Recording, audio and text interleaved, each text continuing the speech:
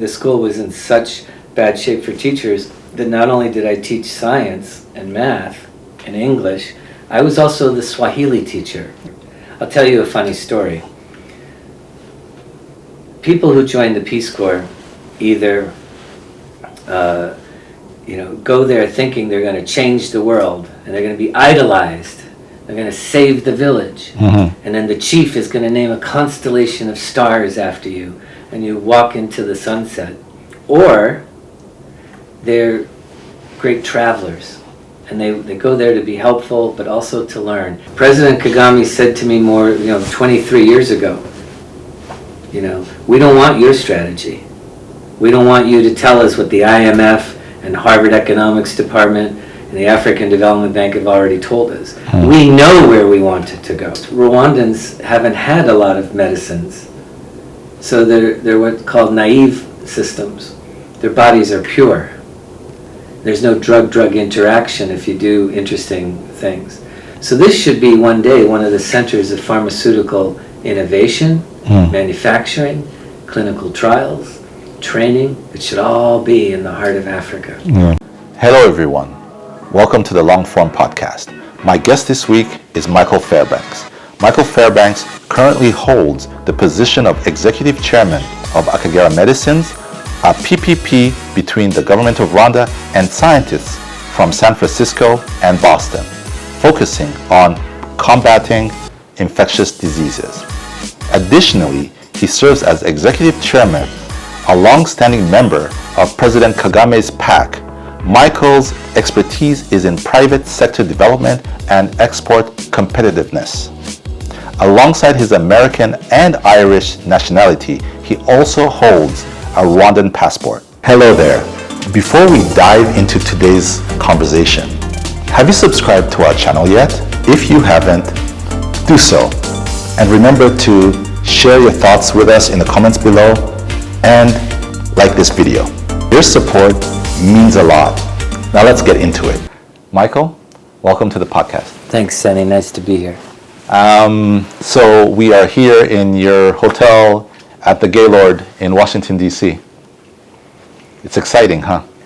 The energy is addictive. It's to use a phrase I have to use every day in my work. The energy is infectious.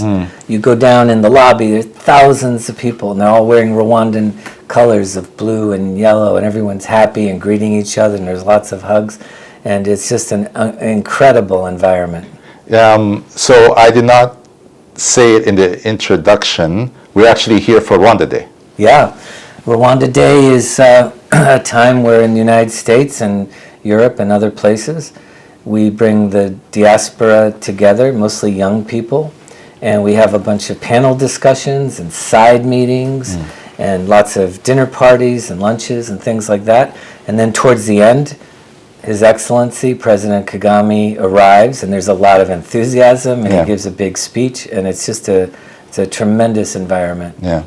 I'd like to, when I got a chance to, when I figured that I was going to come to DC and have a chance to have a conversation with you, I was really excited. One, because I've known of you for a really long time. I've known, like I said, that you've been a member of PAC.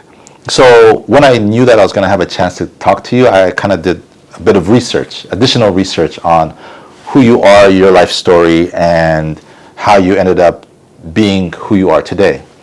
And I found out that you served in the Peace Corps in Kenya from 1979 to 1981. Yeah. The question is, when I think about the Peace Corps, right? It's they get young Americans, throw them in a village somewhere, and they just have to figure it out. That's the job description. Yeah, literally. So what led you to the decision to join the Peace Corps, and how do you think it influenced your life moving forward? It was the turning point. It was everything. It was a point of inflection that started me, sort of up and up. I was raised in a small coal mining town in Pennsylvania, and from any spot in town, You could see my grade school, my high school, and my college. It's a definition of a provincial background. But I read lots of books, and I enjoyed my classes at the university, and I had this sense of something out there. And that combined with the fact that I was Catholic and in a Jesuit university, where the focus is on scholarship and service, I started looking around, like, where could I be helpful? Where could I learn something new? Where could I go and do something that I thought of at the time as sort of missionary activity? What was your university called? The University of Scranton. Okay. It's one of 28 Jesuit universities in America. And my father was a professor there of philosophy for 47 years. It was 4 blocks from my house. And what were you studying? I studied both biochemistry and philosophy, Okay. like my dad. So yes, so you're from that small town. Yeah. Small, and you think, okay, there's a bigger world out there I want to discover. Yeah, exactly. And so the Peace Corps, I was walking down the hall of the university one day, and I see the bulletin board with all job opportunities and graduate education opportunities, and I see Peace Corps, and I just went, that's what I want to do. And, you know, there wasn't the internet, and there wasn't ways of finding out, but I just decided right then. So I applied, and I got accepted to the program in Kenya. I was very excited about that because I had run a lot of track, and I knew about the Kenyan runners, and the idea of going to that place and seeing them run, and maybe even running with them, it was very, very exciting. But your description of the Peace Corps was completely accurate, because you get there and you get trained in Swahili and you get trained in local customs and you do all this exciting stuff. And then one day they just say, here's this little school on a map, a couple days from the capital. You can take a matatu or a bus or a train and get kind of close, but then you got to start walking. So you were right about your attributions to the Peace Corps. You get accepted. I was 20 years old when I was accepted. First time in Africa. First time out of Scranton.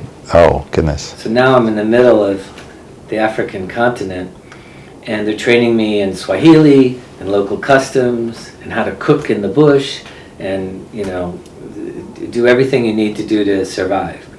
Then they give you a map one day and they say, here's where you are now and here's where you need to go, and you have a couple days to get there. So you take a train and a bus and a matatu, and then you start walking, and you come upon this place and you say, you know, is this Mwembe Tayari, the town where the mangoes are ready? Mwembe Tayari. Mwembe Tayari. And then they say, well, you keep going, and you go up to the school called Otamba, and I find it, and there was really no school there.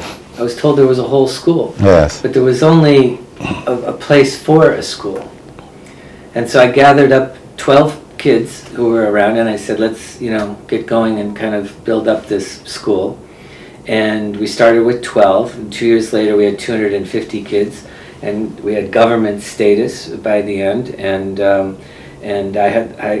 school was in such bad shape for teachers that not only did I teach science and math and English, I was also the Swahili teacher at the school.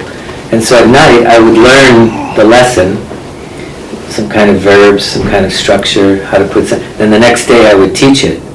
And then that night I would learn a new lesson, and the next day I would teach it. But the benefit of that was that I actually became a really good Swahili teacher. I can imagine. And ended up studying it again at Columbia University, where I studied Swahili literature and poetry in graduate school. And what was your key takeaway from those 2 years in Kenya? I think the key takeaway was that we're all the same. You know, that we all have the same needs, the same ability to trust, the same desire to do better for ourselves in the future. I'll tell you a funny story. People who join the Peace Corps either go there thinking they're going to change the world, and they're going to be idolized. They're going to save the village, and then the chief is going to name a constellation of stars after you, and you walk into the sunset. Or they're great travelers, And they go there to be helpful, but also to learn and to see some things and appreciate and take things in. Well, one of two things happens to the first type, the romantic who's there to change the world. Either he changes into the traveler type, Yes. or he crashes and burns in the flames of his own romanticism and he goes home early. Yes. So that's what happened to me. I was very romantic about it. But the village didn't want me to save them. No one wanted to be saved. Yeah. They wanted a friend. They wanted a teacher. Help us get better at English. Help us get better at math. And don't think you're going to save anybody. We don't need any saving. We just need a little bit of help to achieve our goals, not your goals for us. So you learn that really fast if you have any brains at all. And so after I learned those tough lessons and I became a more effective teacher, I decided I wanted to go into economic development as a profession and do a lot more in Africa. And that was 44 years ago. Yeah. So you co-authored in 1997 a best-selling book, Plowing the Sea, Nurturing the Hidden Sources of Advantage in Developing Nations. Yeah. That's a very long title. Yeah. Unfortunately, as a first-time author, you don't get to pick much of the title. I wanted Plowing the Sea, and the editor put in the rest. Plowing the Sea comes from a quote from Simón Bolívar, the first president of Venezuela and the whole sort of Andean region. And he said, fighting a revolution is like plowing the sea. It's an almost impossible, infinitely impossible task. Yes. And what I was referring to is a revolution in thinking about how to create prosperity from a poor country. Don't over-rely on natural resources. Don't rely on government favors. Don't rely on low wages. Build up complicated advantages even though you're a poor country. And that's a great segue, Sanny, and I'm sure you designed it this way, because that's what Rwanda has done. They had no subsoil assets. Rwanda has no good location. And the same sunshine that's in Rwanda is the same sun that's in Burundi. And so what the Rwandan people decided a long time ago was to invest in the only investment with the possibility of infinite return, and that was the investment in people. Yes. Education, sophisticated infrastructure, maybe most importantly, attitudes and values that embrace innovation and build interpersonal trust. And that's what Rwanda has done better than any other place in Africa and most places in the world. It's interesting. I also see that you've done advisory work for different organizations on the African continent, including the African Development Bank. In the realm of business strategy, export competitiveness, and private sector development. You've done it for places as diverse as Haiti. You've done it for, I think, South Africa as well. I'm just kind of curious, right? So you have all these great ideas. What has that experience like working for people, advising people? What's that experience been like? And do you fundamentally feel like you've been listened to? Because it's fine to, you can advise until the cows come home. But if people don't listen, it's I guess it's a waste, right? So there's people who don't listen at all, and you're there for cosmetic reasons. We have these fancy advisors. It's optics. It doesn't matter. And I've had plenty of those situations.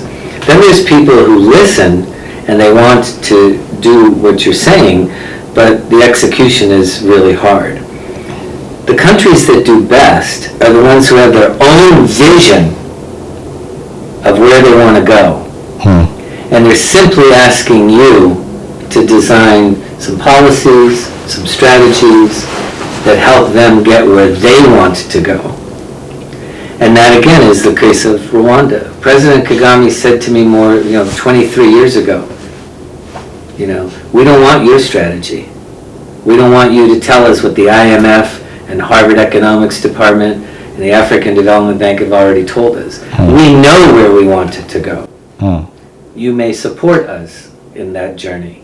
You may give us some ideas on how to achieve what we have already decided to achieve ourselves.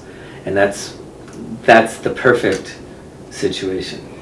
So there are two types of people, right? So the first type will just have you there. The other type will just kind of, the first type will just have you there, cosmetic purposes, as you said, and then the next type will actually listen and maybe take something from you. Why is there the first one, and why is there the second type of person? And what about, I'm really interested because you obviously have been doing this for such a long time, and I feel like everyone wants a good outcome. Yeah. I think there are not that many presidents who fundamentally want to fail their people. Right. So they're probably bringing you in. Because maybe on the margins you'll be a little bit helpful. Yes, but then why is one able to kind of get what you? I'm going to tell you a very specific answer. It's a spectrum of how much they believe in their own future. So the first group doesn't believe at all. They're there to get control of a budget, enrich themselves and their friends, have a good story, and they don't believe anything good can happen. The second group kind of believes that something good can happen, but they don't know what to do. And they're hoping you can be so compelling in your advice and your research that it will provide the North Star to them. The third group, which is a very small group, but it's Rwanda is the best example. They know what they want to do. They know what success feels like. They believe in themselves. They're optimistic about the future. People in the country trust each other. Governance is excellent. So your role in that is much smaller, but a little bit catalytic. You want to help them get where they want to go. So if you talk to the cabinet members here, they all have the same vision. They all believe it can happen. And sometimes they need some market research, sometimes they need a little thought process or discussion process about specific policies, but they know where they want to go, and they're going to get there with or without help from foreigners. So you hold on to your seat, because they're moving really fast, and you try to be helpful. In Africa, we hear about the resources curse. Yeah. But it kind of almost feels like it's only a resources curse when it's in the global south, right? So when Norway has a bunch of resources, it's a blessing. When they find oil or gas, the North Sea, it's amazing. What is it about? One, is there such a thing as a resources curse, or is it fundamentally racist? You're really challenging me now. Because I'd be interested in knowing, because... Your observation is correct. Now remember this, Norway is a tiny population with massive resources. In that environment, you can make a lot of mistakes, and the wealth of that oil is still enough to build sophisticated infrastructure and logistics, educational institutions, and especially if you can spend the money outside the country so you don't create an inflationary environment, that strategy can work. It's also similar to Saudi Arabia. Tiny population, massive resources. It's when you have a big population and massive resources like Nigeria where you get in trouble. So it's not racism per se, it's the ratio of the population to the natural resource. Now, the best environment is something like Singapore, where you have a tiny population, you have a great location, not really any natural resources, but you have enough rent from your location as a shipping port to pour that back into education, and also creating a positive ethical environment of values and anti-corruption and things like this. So one of the things when I first came to Rwanda, everyone was very upset. We have no natural resources, we have a bad location, and the private sector is used to not paying taxes and looking for government favors like subsidies, right? And one of the first discussions we had is, you're a very lucky country because you won't be distracted by the politics of having a lot of subsoil assets. You won't be distracted. You can't be distracted. You have no choice. So what has to happen is it has to be corruption-free, because corruption is the biggest single hidden tax on a country. So you have to get rid of that horrible tax of corruption. Second, you need to take every bit of money that you get. Back then it was 95% of the revenues were foreign aid. 95%. So you got to spend that so carefully because it will run out. It will stop when people get frustrated with the country, and spend it on education and infrastructure, clean governance. And Rwanda did that. So now the ratio is reversed almost.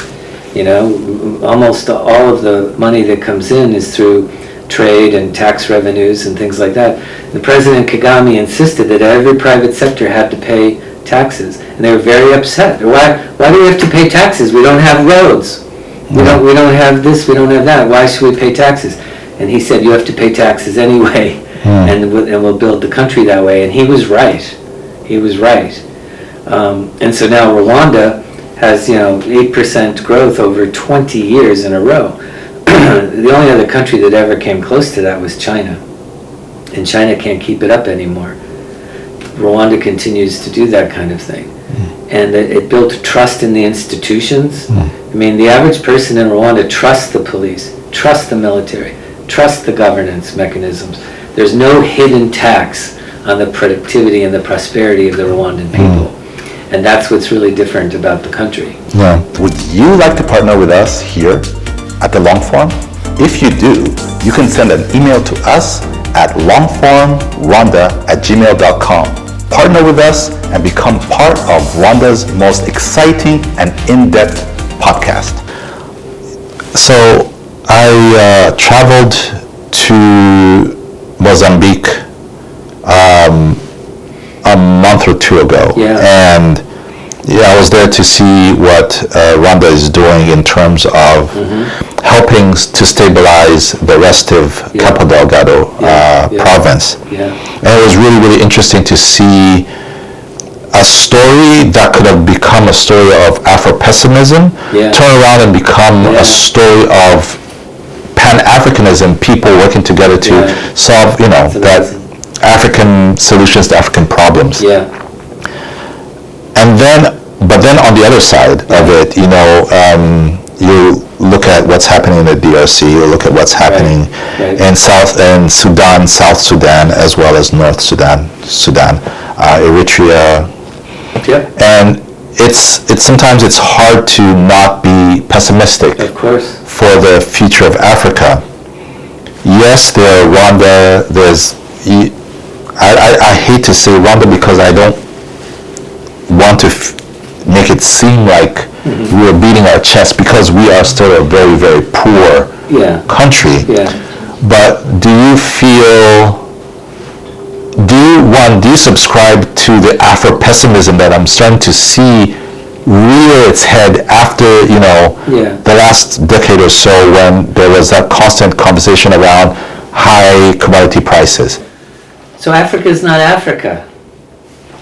Africa is 54 countries. There's no Afro-pessimism. There's pessimism about some of the states that you mentioned. You should tell that to the Economist. I know. And the World Bank and the IMF and the Harvard Economics Department and everything else. But it's you can't compare Rwanda to Congo. Different values, different histories. Congo has every natural resource, hydroelectric potential, copper, all the trace elements required to build phones. Rwanda doesn't have much of that stuff. And of course the leadership is completely different. Leadership in Rwanda and Mauritius and Botswana is effective, and in Nigeria and Congo and other places it's not effective. So Africa is not Africa. and you have to, really double click on what you're really talking about. So the optimism in Rwanda, if you could put that in a bottle and export it to the other places, you would make the most money that way. Remember, Rwandans are hill people. They deal with different temperatures, different cycles of seasonality. They're largely untouched by foreigners, really until the 1920s, when colonialism sort of took its grip here. But that's 40 or 50 years after the Congo and some other places, 1884, the Berlin Conference. And so Rwanda, is largely homogeneous. The genocide notwithstanding, we all speak the same language. We've intermarried for centuries. In fact, if you really do a genetic analysis of the average Rwandan, these distinction of Nilotic people and Bantu people actually goes away. And it turns out that these were merely job descriptions and colonial mechanisms for dividing and conquering. And so Rwanda has a lot of advantages that way. In fact, I knew a professor at Princeton who studied the genetics of the Rwandan people and found them to be the most hybridized, what the scientists call heterozygotic people in the world. What does that mean? It means that your genetic system has more variations in it than any other place in the world. My family comes from Ireland. We're among the most inbred people in the world. This little island at the end of Europe. So in fact, my grandparents were first cousins. That's very rare in a place like Rwanda. When you're heavily hybridized, like the Rwandan people, you tend to be more beautiful, smarter, and healthier than people who aren't hybridized. Now this has fantastic implications for the future of Rwanda, because it means that if we did vaccine research here, if we did drug research here, and the vaccines worked on the Rwandan people, it would work on the whole rest of the world, because this was near the birthplace of mankind. But if you did the same vaccine research in Ireland, and the vaccine worked on the Irish, it wouldn't necessarily work many other places. Yeah. So this should be the place where vaccine research takes place in the whole world, and it would benefit mankind. Second, most Rwandans haven't had a lot of medicines, so they're what's called naive systems. Their bodies are pure. There's no drug-drug interaction if you do interesting things. So this should be one day one of the centers of pharmaceutical innovation, manufacturing, clinical trials, training. It should all be in the heart of Africa. Yeah. So this is interesting. It's so interesting to hear you speak so glowingly of President Kagame, as well as Rwanda and the Rwandan people. Yeah. How did you first get involved with President Kagame? Yeah. And how did that actually happen? So I can compare President Kagame to many other leaders, because I worked for Mandela, I worked for Nyerere, I worked for Castro in Cuba, I worked for 5 Colombian presidents, I worked for Fujimori in Peru, so many presidents.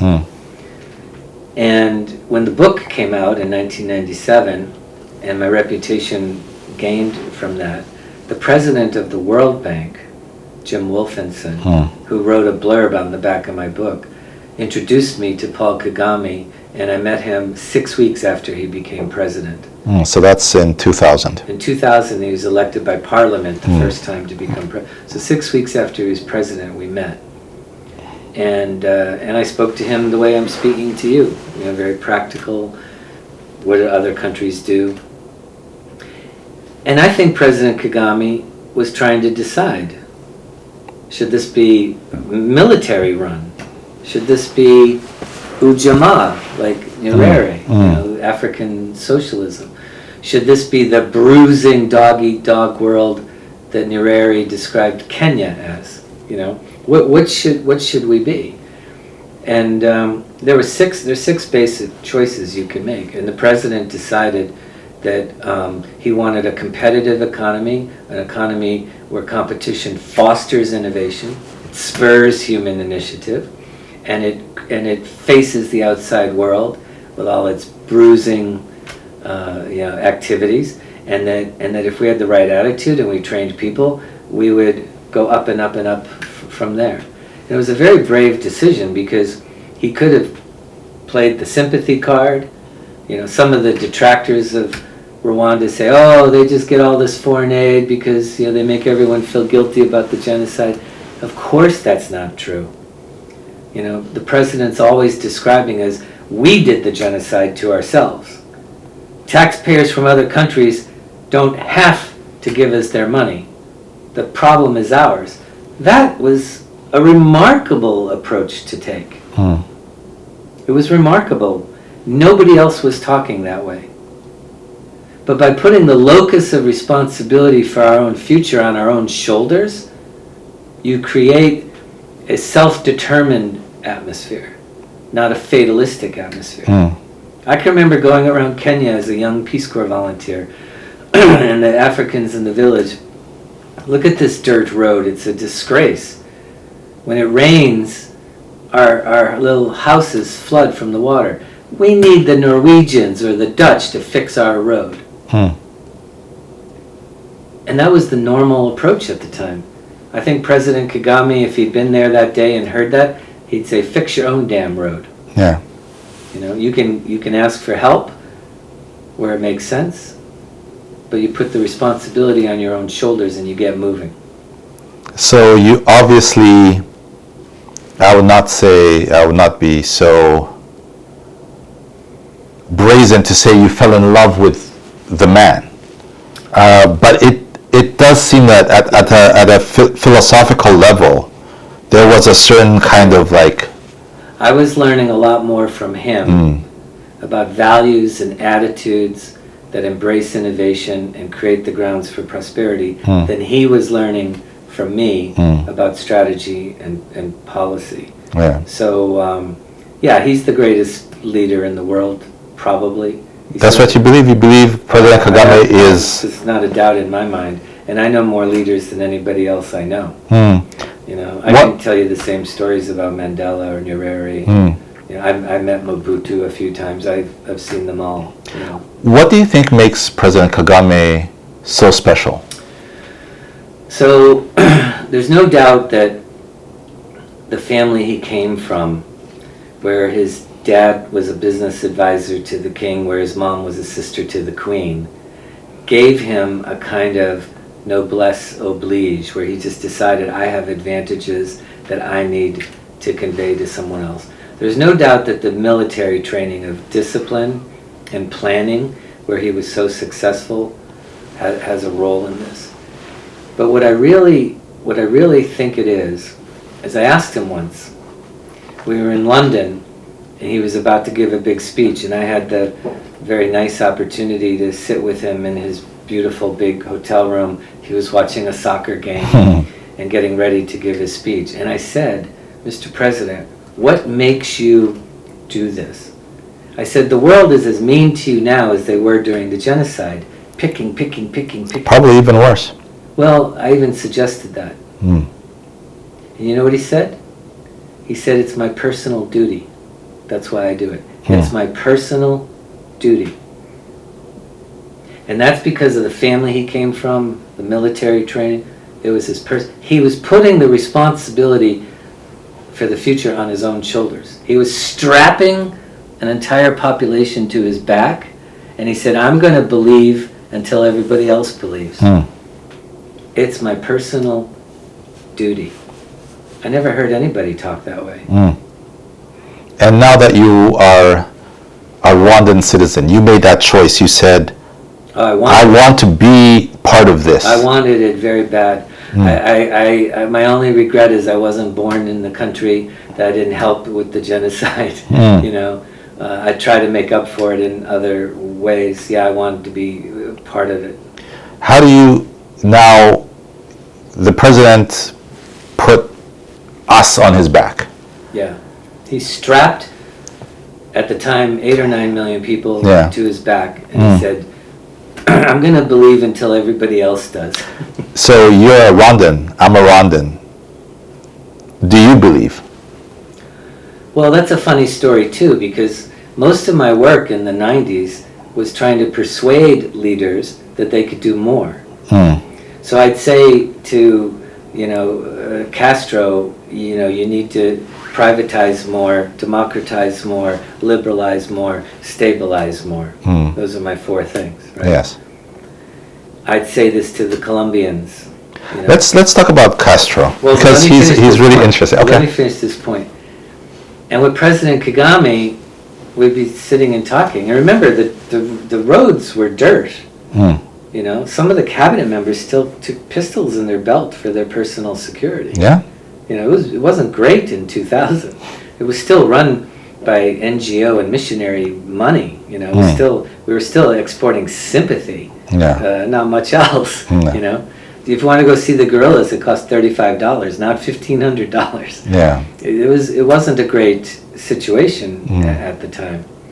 But he was talking about building a software economy. He was talking about pharmaceuticals. And he was the only president I ever knew where I said, well, Mr. President, maybe we're not going to get there someday. And now I'm embarrassed. Yeah. Because he called it. He was right. Everybody else, I'd be like, well, why don't you do him? Like, I don't know, Mr. President. There's a lot of problems with getting that far that fast. But he did it. The country did it. So you want to talk about Castro? No, because he's such an interesting historical figure. I feel I think my listeners would thoroughly complain if they did not hear me ask you about your experience with the man, Mr. El Comandante. Yeah, the Comandante. Yeah, Fidel Castro. What was he like? Trained by the Jesuits, which was a big bonding between him and me. My logic professor at the University of Scranton went to school with Castro when they were boys. And he remembered my professor. His name was Dr. Capistani, and I remember asking him about Castro long before I met Castro. He said, "Oh, Castro, he's a very bad boy." And so I told Castro that story. Do you remember Capistani? I remember him. We went to school together. He said, "You were a very bad boy." And we bonded over the Jesuit training. He wanted what was best for his people. He inquired about everything. We only met it in 2, 3 o'clock in the morning. We never met during the day. And I stayed in an old sugar plantation. And in the mornings I would get up and there would always be somebody else in this beautiful mansion. And for a week one time, there's a big guy running. He had an eye problem. He wasn't wearing his glasses. And we ran together around a little pond on the property. We run every day. And we got talking. He had bodyguards. So I knew he was somebody, but I didn't want to ask who he was. So we're running around the pond. And then a week went by and he left and I said goodbye. And when I was working with Roberto Robaina, who was the Minister of Foreign Affairs, and Carlos Laje, the Vice President of Cuba, they said, when you're done here, you need to go work in Nicaragua with the Sandinistas.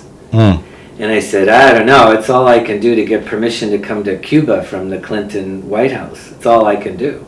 I don't think I'm going to go meet the Sandinistas. And besides, I don't think that the Garcia, the head of the Sandinistas, wants to talk to me. And he goes, oh no, he said he does. And I said, what do you mean he said he does? He said, who do you think you've been running with every morning around the pond? Yes. He had been in the country looking for medical care for his eyes. And I never knew that I was jogging with the founder of the Sandinistas. Interesting. Yeah. So let's talk about your pharmaceutical work. Okay. You are the executive chairman of Akagera Medicine, which is a joint pharmaceutical partnership between the government of Rwanda, represented by RSSB, correct, and a U.S. team that you obviously lead. First, can you share with us some of the exciting work that your team is doing? Yeah. Secondly, one could ask why the Rwandan government is investing Yep. resources that we don't really have Yeah. in pharmaceutical research. Yep. As a development expert, can you maybe help us make sense of that choice? Okay. Well, I think it's the president's vision to leapfrog over current industries into the industries of the future. We started this company before COVID, before the notion of vaccine apartheid. But the president wanted to have a company that was producing drugs for African diseases and Rwandan diseases, where we could one day manufacture our own solutions. It all goes back to self-determination. And so we decided to work on diseases that affected the African people that other people weren't trying to solve because there wasn't an attractive market or because the diseases were too hard to treat. So I can announce to you today, because we have information just a few days ago, that we have a Lassa fever vaccine that is going to help everyone in Africa who has that disease. There's never been a vaccine before that. It starts in West Africa, comes all the way across to Kenya. It's underdiagnosed. It may exist in Rwanda, we don't know. What's Lassa fever? It's a hemorrhagic disorder that when a pregnant woman gets it, for example, she and the baby always die. Oh, no. Yeah. And there's no cure for it. There's no vaccine for it. We have one. Our company is 75% owned by all the citizens of Rwanda through the Rwanda Social Security Board. So we Rwandans, this is a Rwandan-owned biotech, have a solution for Lassa fever. We also believe, recent tests are supporting this, that we're going to have the best TB vaccine in the world. We've gone head-to-head with the things that are being touted right now. We crushed them in the competition. And by the end of the year, we'll be in human trials for that vaccine. Why have I never heard of Akagera Medicine? Well, for the first couple of years, we were deliberately quiet while we developed the science, gained the patents. We didn't want any attention. Starting this year, we've decided to become much more public about it because the science warrants that type of attention because our optimism is so high. I can almost guarantee you that our 5 vaccines and our 2 therapeutic drugs are going to work. It's going to provide a massive return to every citizen of Rwanda, and we're going to start doing manufacturing and clinical trials in Rwanda in about a year. We're already going to do our first trial in South Africa beginning in April. And we just received major grants from the European Union, through the European Investment Bank, from the Gates Foundation, from CEPI, as you know, because you helped me with that in December. And these are the world's greatest institutions for supporting pharmaceutical research, and they have all decided to give us free money. So far more money than the Rwandan people gave us. So the Rwandan people keep that high percentage of ownership with what we call non-dilutive financing. There's money coming in that we don't have to give equity to any of the investors. So the Rwandan people have already made a return, a notional return. I'm just going to ask the question. I'm not sure whether or not you can answer this question. No, please. Could you share with us what the investment was by the Rwandan people? Sure, absolutely. And secondly, what the nominal value of the company is right now? Yeah, I'd love to. Love to. And it's actually good timing. So when we started the company, it was worth $15 million. So there were 15 million authorized shares at $1 a share. And the initial investment was $15 million. By the Rwandan government? In total, they put in 15 million. We got $9 million from other private investors. And so the second round of financing was at $7.62. So the Rwandan people notionally, because the company's not liquid, you can't sell it right now, made about $7.50 for every dollar they put in. Right now, we're doing a third round of financing at $25 a share. What does that mean? It means that if you take the 15 million authorized shares times the $25, that gives you the value of the company, which is a little under $400 million. So from $15 million total value to almost $400 million now.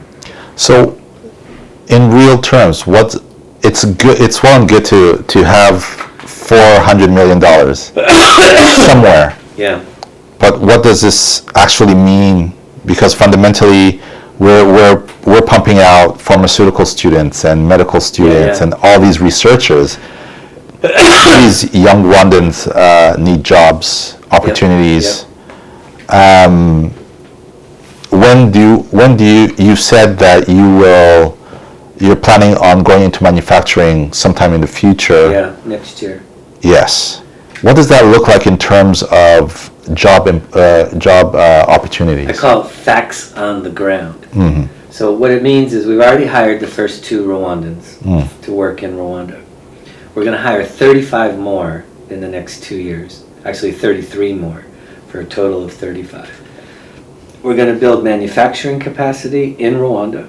We're going to move our clinical trials from South Africa to Rwanda, and we're going to do all the distribution of our products throughout Africa from Rwanda. Now, what's the real strategy? The strategy is, let's take our TB vaccine and let's take our HIV vaccine, if that happens to work too. It's a lot harder to do, by the way. That may not work, but we continue to be optimistic. But take our vaccines that have a market in the northern countries, right? US, Europe, Japan. And let's do big deals. Let's license the technology to a big global pharmaceutical company, 1 or more. Let them give us money, what economists would call the rent, from doing those transactions. Then bring that money back to Rwanda and see if we can take these vaccines and therapeutics and distribute it on the African continent at little or no cost to the Africans. So what I'm saying is we're doing transactions with the first world, as we used to call it, and bringing the rent back so we could do transactions with the majority world. You thought I was going to say something else. The majority world, which is where the Africans, the Indians, the Russians, the Chinese, most people in South America, the Caribbean, let's do deals for them where we get to lower the price point because we did these excellent transactions in the United States and Europe. You're a member of, like I said, the Presidential Advisory Council. Yeah. As a member, you are in a very privileged position to drive both ideas and partnerships for the betterment of the Rwandan people. You might be giving the President's Advisory Committee too much credit. It's a bunch of super smart people with global experience who love the country and who get to bring other people to Rwanda to help and get to give some advice from time to time. But it's a village elder group. The village elders. They have pattern recognition. They have access to capital and knowledge. We all trust each other, and we all work together in many different ways. We don't develop policies or strategies specifically, but we get to hear about them first sometimes, and give some opinions and some comments. But I think the real function of the PAC is to integrate every single citizen of Rwanda to the global networks of medicine and industry and education in the rest of the world. That's what I think it does. Is some farmer in rural Rwanda, through his member of parliament or his governor or the ministry, gets to have the benefit of these 20 or so people who are looking out for them. So we create opportunities in universities, we bring in foreign investment, we bring in foreign advisory, I think that's what we do. We integrate every citizen of Rwanda with global networks of medicine industry and knowledge. I guess the reason I asked you this question is because we will see, very often, I think it's usually in September, when the president is going to the UN General Assembly, and then we'll see a meeting of PAC, and we never really know what the talk is about. And so I was... You'll be in the meeting, you mean? You'll be recording it? No. But I'm always kind of interested in knowing what is... you see this powerful room full of powerful, really smart people. And I just kind of wonder, what is the conversations about? I mean, it's about everything. We talk about the bad news, we talk about the good news. The president tells us where he's headed. Sometimes there's as many as 4 former ministers of finance in that meeting, which is really unique. In most countries you get the new minister of finance, the other ones are forgotten. All the ministers of finance are there. Lots of other cabinet members. Louise Mushikiwabo, from the Francophone community, she'll be there. Everybody's there. And we're friends, and we like each other, and we trust each other. And sometimes we help each other to do unique things. But most of the time we spend time connecting the citizens of Rwanda to these global networks. I mean, how many hundreds of Rwandans have gone to college in the United States because of Dale Dawson on the PAC, right? How much foreign investment has come in through, Joe Ritchie, the legendary, Joe Ritchie. How many times has Kaya Miller brought someone over from the United States to play a role in secondary education? That's what we do. We connect Rwandans to the world. Last question. So we're talking right here in Washington, D.C., sidelines of Rwanda Day that's going to happen tomorrow. You're a busy man. I was watching you just phone call on phone call on phone call. So you're obviously busy trying to save the world and, and maybe make a little bit of money on the side. So your time is valuable. Your time is very valuable, but you took days out of your very busy month to spend time with the Rwandan community here in DC.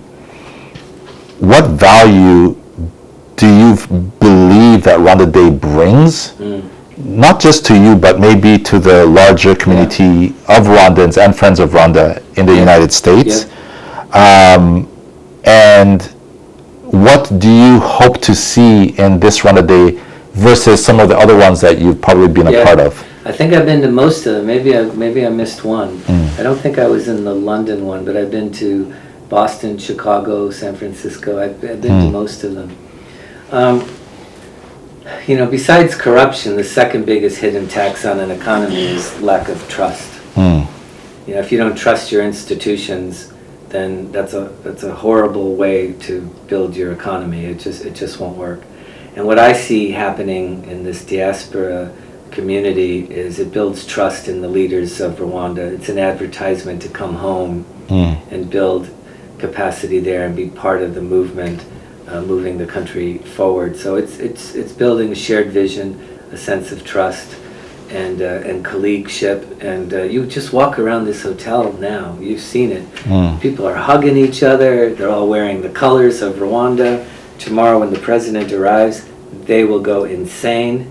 And most of them, I think, are trying to find a way or another, sooner or later, to return to the homeland and make a contribution there. I think that's what this is about. Michael, thank you so much for your time. It was amazing. Hope you enjoyed the conversation. Thanks so much. Oh, it was great. Best podcast I've ever been on. Thank you. Thank you so much. If you enjoyed the conversation today, share your thoughts with us on our social media platforms. You can find us on Twitter, Instagram, and TikTok.